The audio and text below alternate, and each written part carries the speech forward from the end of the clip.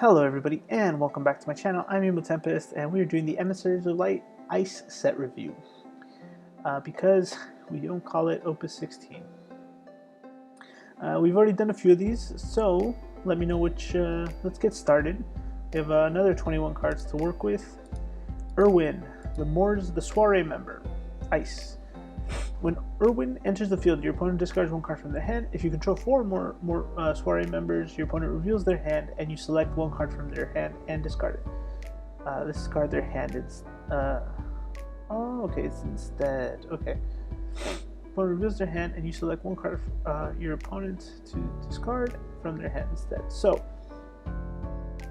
it's discard on one and then Zidane on if you have four or more. So pretty good. I think so. Remember, every element has one of these, so there's at least 6 soiree members. I'm not sure if others have 2, but the deck will. You shouldn't have a problem getting this number. It's a decent card for Ice, and I don't. It kind of like leaves up space if you don't want to play Zidane, right? Agrius, and a lot of people love this card, and I love this card also. If you control a category FFT character other than Agrius gains 3000 power, so she's a 2-drop 8k because playing another FFT character is absurdly easy.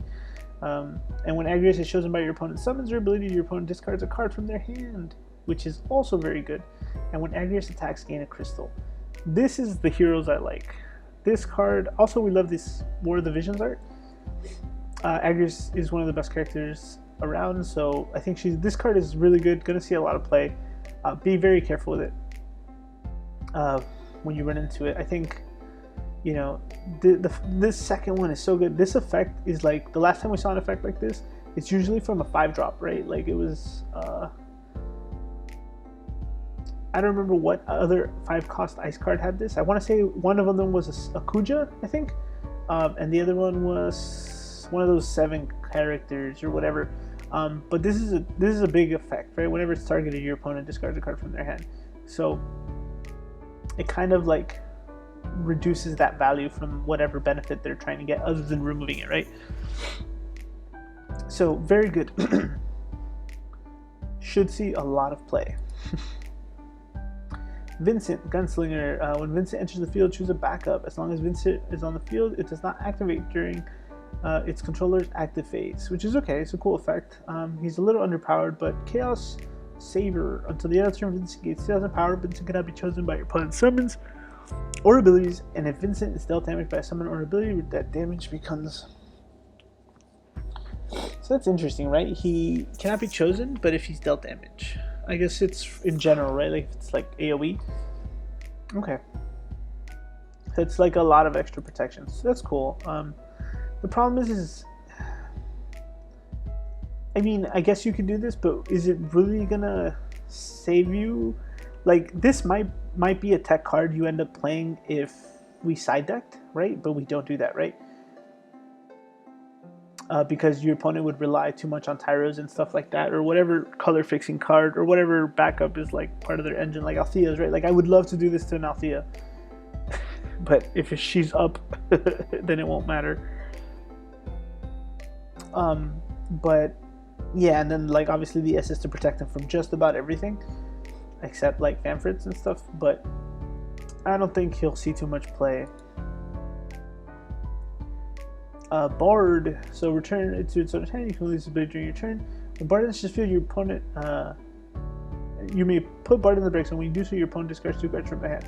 So again, another effect. I already guys expressed my excitedness about this kind of backup mechanic from the set, and this is actually the first Bard that I will consider using, right? Like the 2-cost, we had like 8 2-cost backup Bards, and they're all ice and they're all terrible, but this one is actually good in my opinion. I know that might be an unpopular opinion, but I think these again lend themselves to a lot of possibilities. Black Waltz, the worst of the batch. When he's discarded, deal 4k. They all have that. And when discard a Black Mage from your hand, when you do so, choose a dull forward and deal the 7k. Obviously, we hate limiting it to dull, but you know, it is what it is. That's what Ice has always done. That's what Ice will continue to do, I think. Probably be paired. I mean, the Black Mage deck is going to build itself there, guys. I hope it plays better than it reads, right? So we'll see what happens there. Shiva.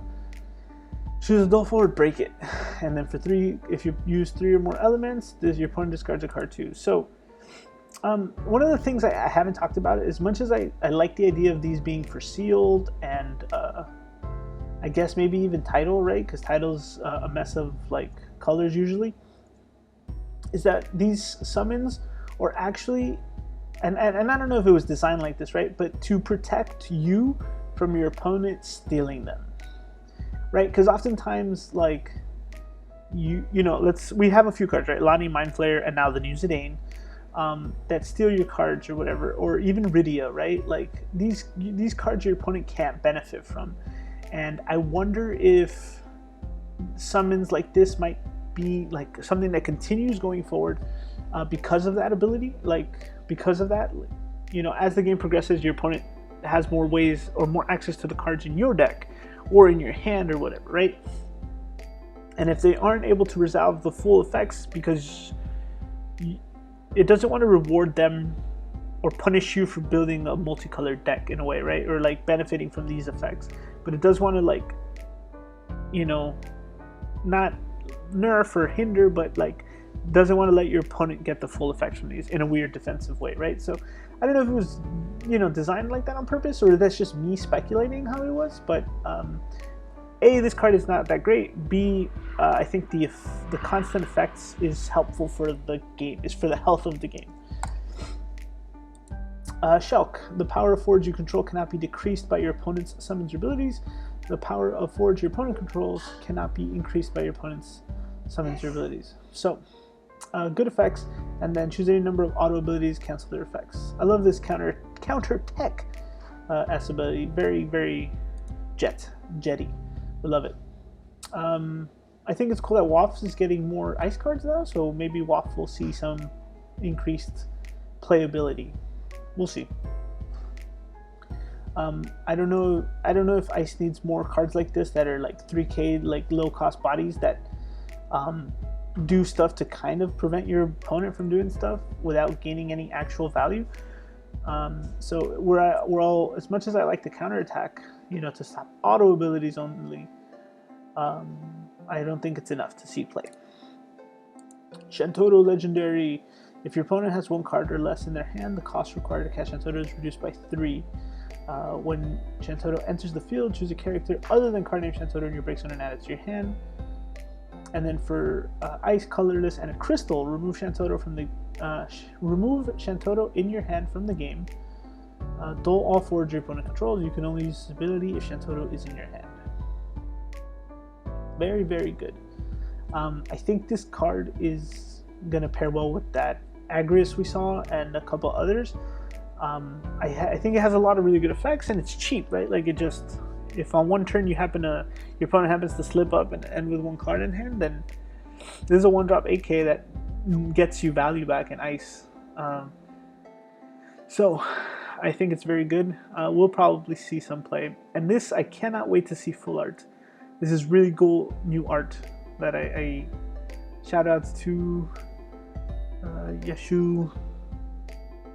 Yasuhisa. Loved it. Love the art. Scarlet, Shinra Executive. When a developmental counter is placed on Scarlet, select up to the same number of 3. Select up to the same number of the 3 following actions as development counters placed on. This effect will only trigger once per turn. Choose up to 2 characters, dull them, choose a character, freeze it. Your opponent discards a card from their hand. You can tap her to place a developmental counter on Scarlet. Okay. It's an okay card. The problem is it's a forward. Like, I like its effects and I like what it can do, but it's gonna be like sucking you dry from like value. If it drew a card when it gained a counter, then the CP value would be there, but it doesn't, right? Obviously, for the most part, you would make your opponent discard to kind of like level that that CP you're wasting. But yeah, no, I don't know. It's weird. I don't know how much play this will see. Someone prove me wrong. Tell me what you think. New Sarah. When Sarah enters the field, if you control 2 or more ice characters other than Sarah, your opponent discards a card. Easy. When Sarah enters the field, if you control a category 13 character of an element other than ice, draw a card.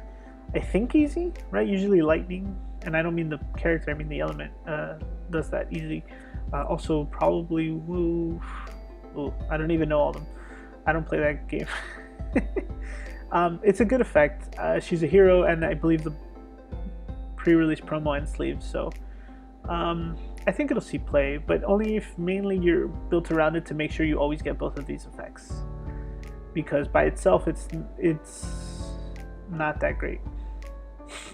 If you're only getting one of these effects, you're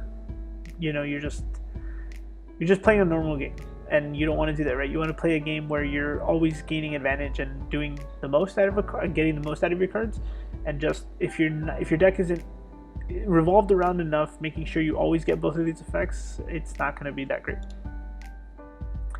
A new Celeste. This one looks cute, actually. 3-drop backup Rune Knight. When Celeste enters the field, choose up to 2 backups your opponent controls. Freeze them. This is alright. I like that she's EX Burst and WAF.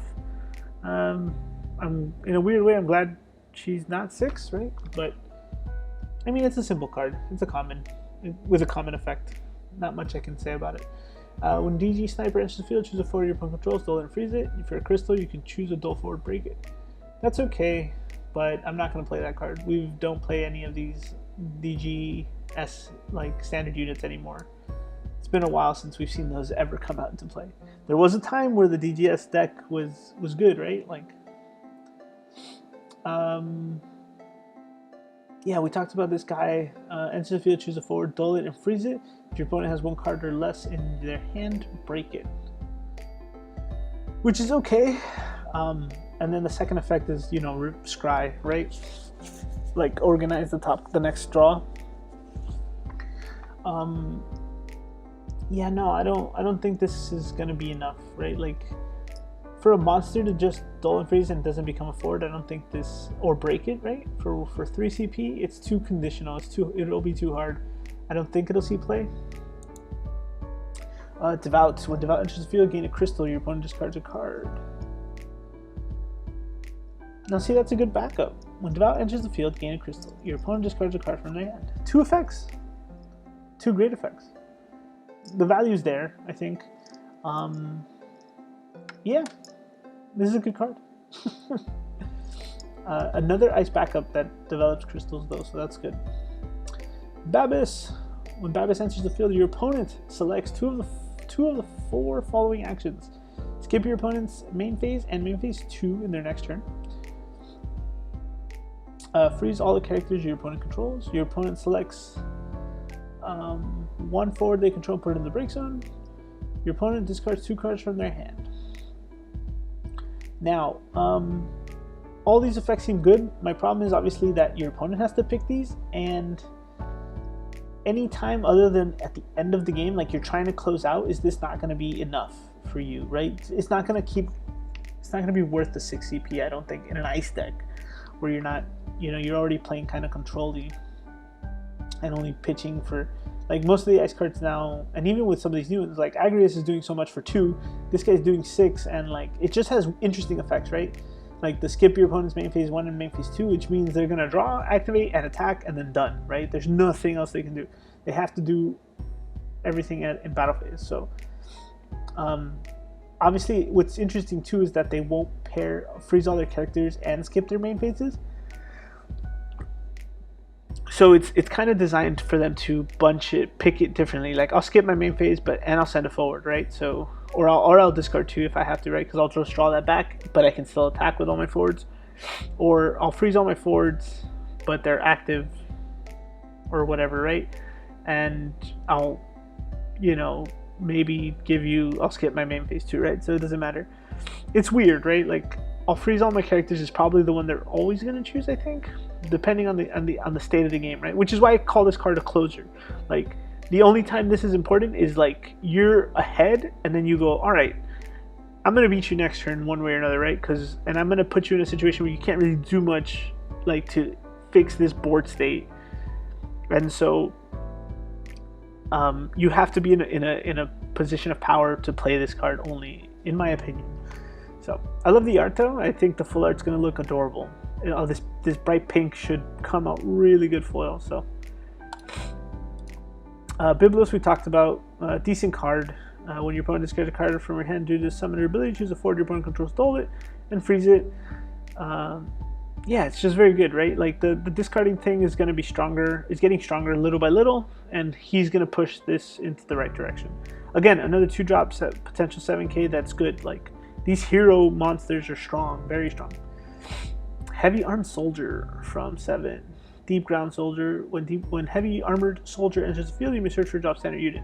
Again, this is those DGS derps, deep ground soldiers, right? Like, we're over it.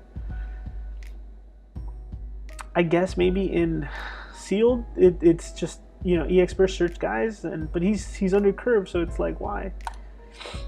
A new Mustadio. I don't think we've had a Mustadio for a really, really long time, guys.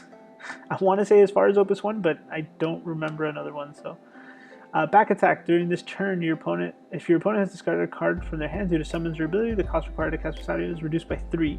So, very good. And when he enters the field, choose a character, dull it. When Mustadio is put from the field of the break zone, gain a crystal. Love it. Nothing about this card is bad. So, he's just a good card to play. He will definitely find a lot of homes in decks. But we've already talked about how ice discarding is getting better, and this is another thing that discarding is just, it's still not solidified on what ice wants to do in terms of like choose a path of which way to benefit from, right? But at least, you know, we got where when you discard you draw a card. We have,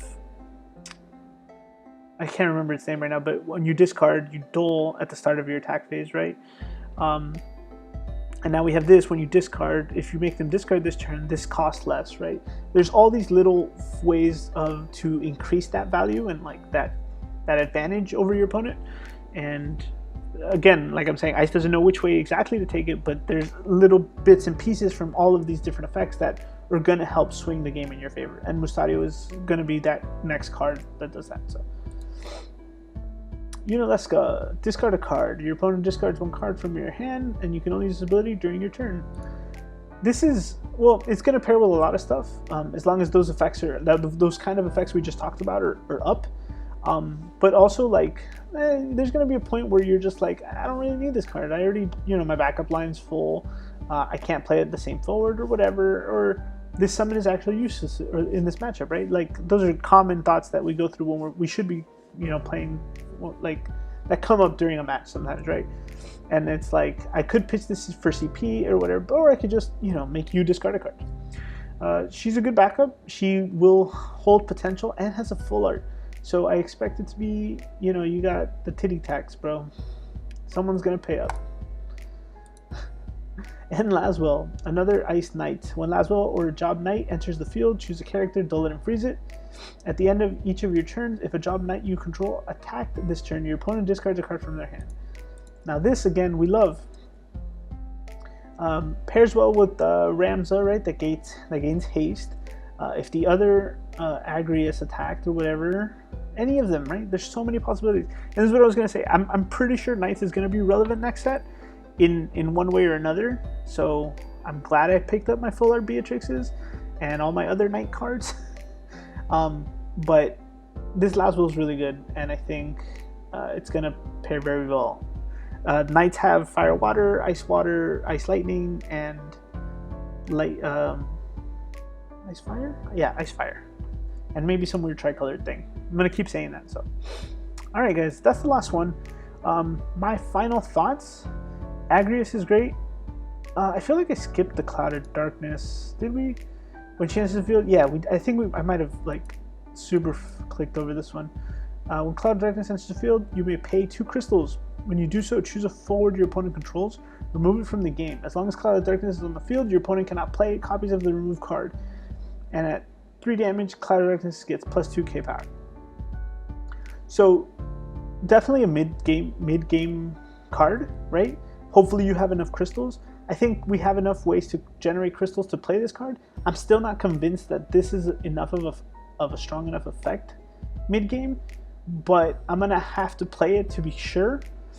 In my current builds, I haven't put it in, but it, again, when I get all the cards in a few weeks, we will test for sure. And now I've actually covered everything. So my highlights for this one are definitely Agrias and Toto, Laswell and Mustadio. Close runners up behind that are probably Babos and Biblos. Yeah, those are like the runner-ups.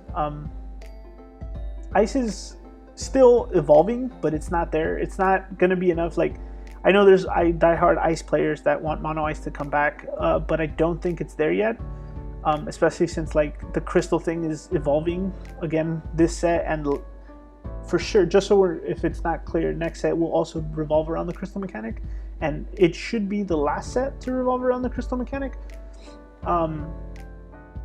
Because we still have to get the lightning and ice like crystal token cards. So unless they do one more and then we get a light and dark one, which I don't want to get into, but could be. But yeah, ice is still evolving. It's not, and it's going in a bunch of different directions, right? Crystals, discard heavy, and like and more dulling and discarding, right? Like, I don't know. Again, it's all over the place, and so there's good cards out of this set for sure for Ice, but I don't know if Mono Ice will come back yet for you guys, so sorry about that. Let me know which one is your favorites in the comments, guys, and yeah, I'll see you on the next one.